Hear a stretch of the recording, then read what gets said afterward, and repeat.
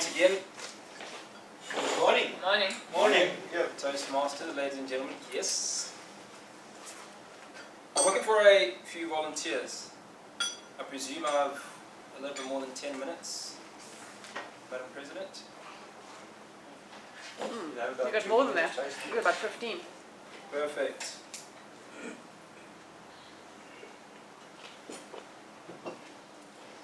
That's one thing they taught us in the army, never volunteer. I have one volunteer, Anay, thank you very much. I'm looking for 4 more volunteers before I volunteer people. Lucas, thank you very much.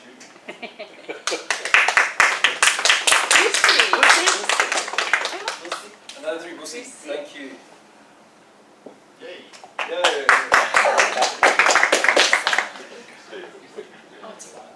2 more, please. You. Artie, thank you very much.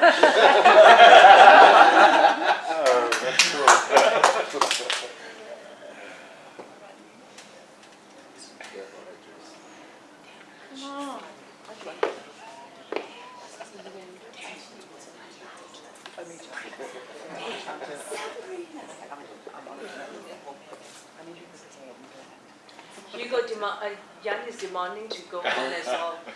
David. He's David. insisting. David. Some tough Well done, competition. David.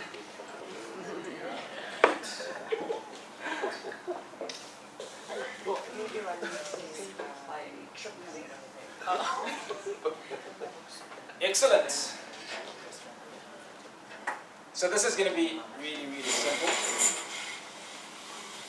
I will give you a statement or a phrase or a very short scenario, and I would then like you to play it out over anything between 60 and 120 seconds, starting with Anay, if you'd like to come up, please.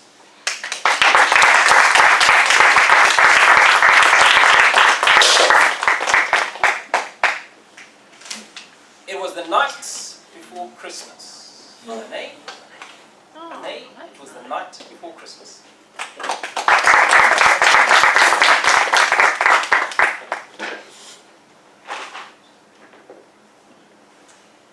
It was the night before Christmas.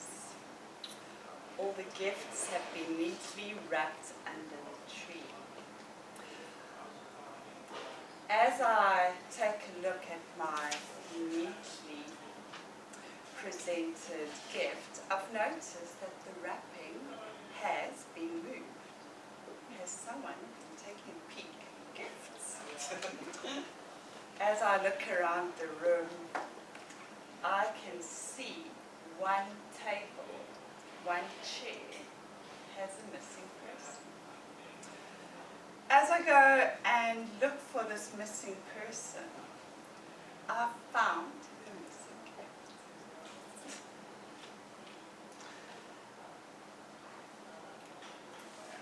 This gift was to my 10-year-old doggy called Toby. I bought him a Kong educational toy, and this little boy thought the toy belonged to him. As he so lovingly played with his Kong educational toy, I said, "Very Merry Christmas." Thank you.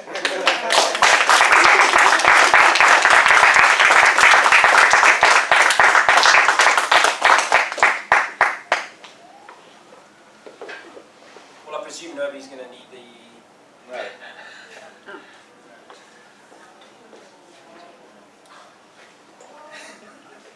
Artie, please come up.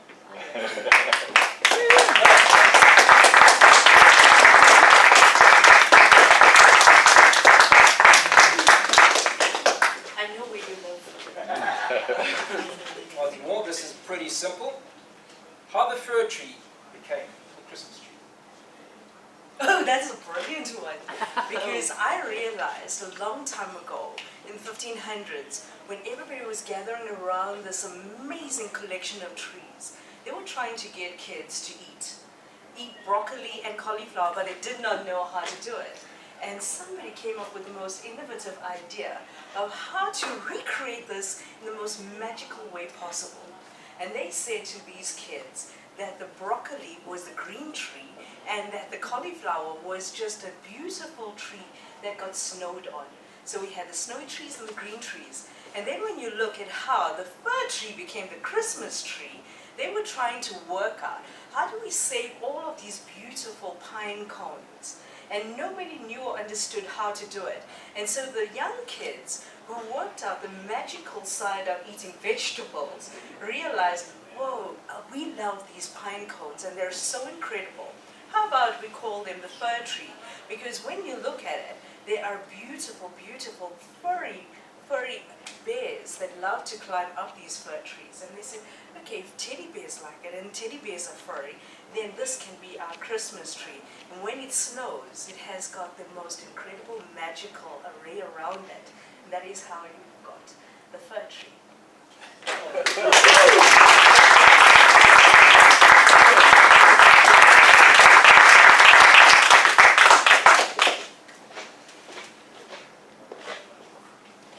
So about the magical fir trees, I have to admit, I must state right at the outset that Artie had no insight into what she was going to talk about today.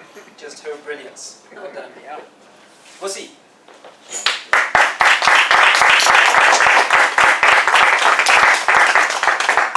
Sort of hope it's not a baptism of fire. But I'd never played Father Christmas before.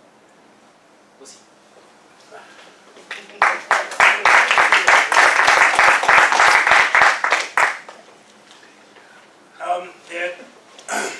They'd made an advertisement of the type of person that they wanted for this role, and I had nothing to do that year, and I thought, oh, why not? I'll take this up, and then I did, and I actually did not expect that they would give me the thumbs up, and they'll actually choose me to entertain the kids. And here am I rock up, and I'm by the gate, I ring the bell, and an old burly man comes up with a beard, and he said, and he asked me, what you looking for? And I say, I've got an appointment. And he asks me again, with who? And I tell him, there was actually an advertisement, and they were looking for someone to play Father Christmas. And he says, oh, come in. And then I come in, and then as I go in, they look at me, scrawny, skinny,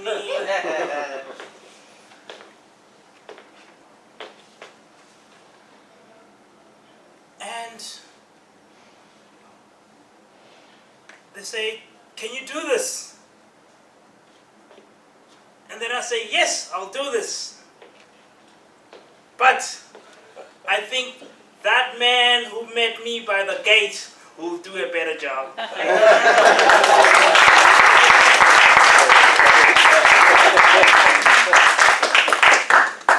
David, you're up next.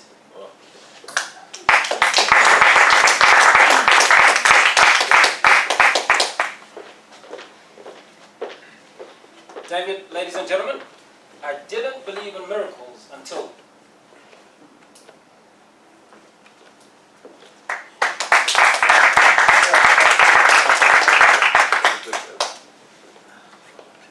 You know, this life is very strange, because you spend quite a good part of your life striving to achieve and to become a success in life. And you get to your 60s and you're beginning to give up because you've been, going all over the place, talking to so many people, attending so many events, workshops, reading so many books, but nothing seems to be happening. And then you discover a statement. And you say to yourself, oh, this statement is something I would have wanted to be happening in my life. I would have wanted to be saying this every day, and hopefully by the time I got to where I am now in my 60s, I would have, something would have happened. And then I focus on this statement. I'm in my 60s, right?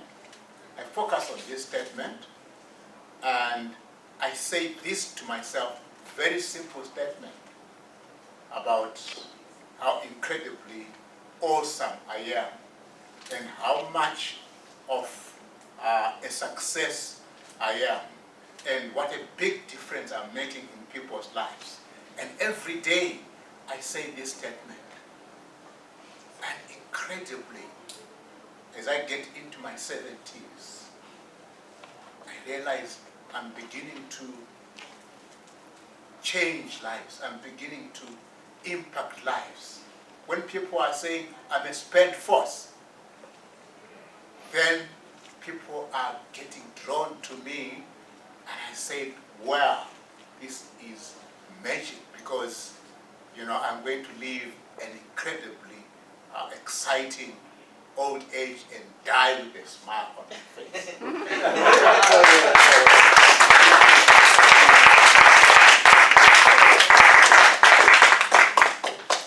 Incredible indeed. Thank you, David. And finally, Cobus.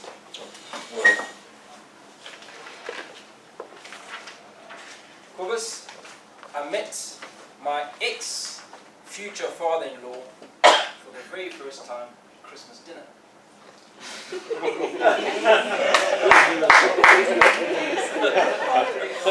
I met my ex-future father-in-law at a Christmas dinner for the first time. Talk about being in a predicament here. I mean, you go and ask his daughter for a hand in marriage, but you do it at the Christmas party. Seriously, what is going to happen if he says no? You're going to spoil the mood for everybody. So, obviously you're not going to ask it right there and then, are you? Me, I thought I was going to be otherwise, and I'm going to do it anyway. And guess what? He said no. He said no. That's why he's the father of my ex. But I am not concerned about that, because I got another opportunity later, not at the Christmas party, and I asked the question and got the blessings, and now I've been married for 8 years. Oh well.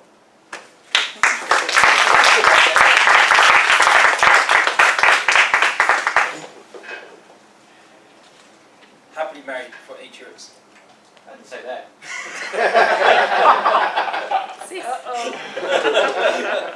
I'm not putting words in your mouth. Thank you very much, Cobus, and thank you to all the volunteers. For purposes of voting, just a reminder of who spoke and what they spoke about. Ane, it was the night before Christmas. Arthi, how the fir tree became a Christmas tree. Wusi, I never played Father Christmas before. David, I didn't believe in miracles until. And finally, Cobus, I met my ex-future father-in-law for the very first time at Christmas dinner.